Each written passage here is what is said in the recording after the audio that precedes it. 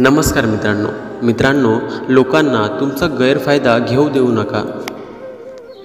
तुमचे वर्तन तुमच्या ध्येयाशी सुसंगत ठेवा। उदाहरणार्थ, संन्यासाचा वेश करणाऱ्याने तमाशा पाहायला जाता कामा नये।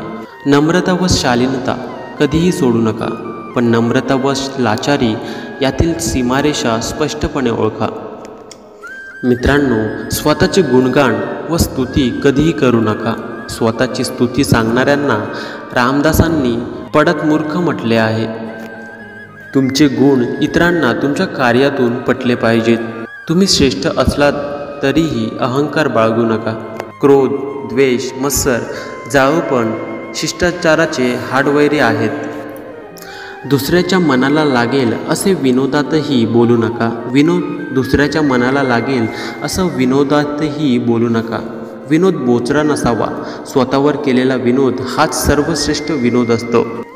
पाणी, वीज, पैसे, पेट्रोल इत्यादी संसाधनाचा कमीत कमी वापर करा।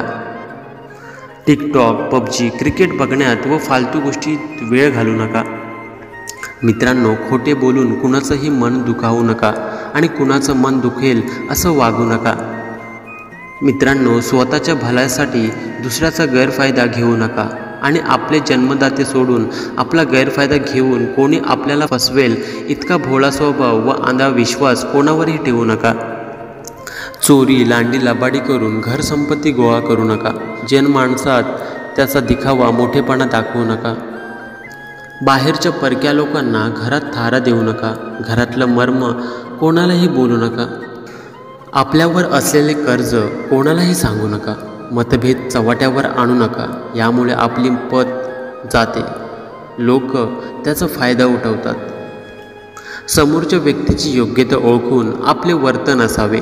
उगाच चुकीच्या लोकांचे पाय धरू नका आणि आपले हात त्याच्या हातात देऊ नका, कारण त्याची नकारात्मक ऊर्जा नकळत आपल्या शरीरात प्रवेश करते। मित्रांनो, हा व्हिडिओ तुम्हाला कसा वाटला मला कमेंटमध्ये नक्की सांगा। व्हिडिओ आवडला असेल तर जास्तीत जास्त लोकांना शेअर करा। धन्यवाद।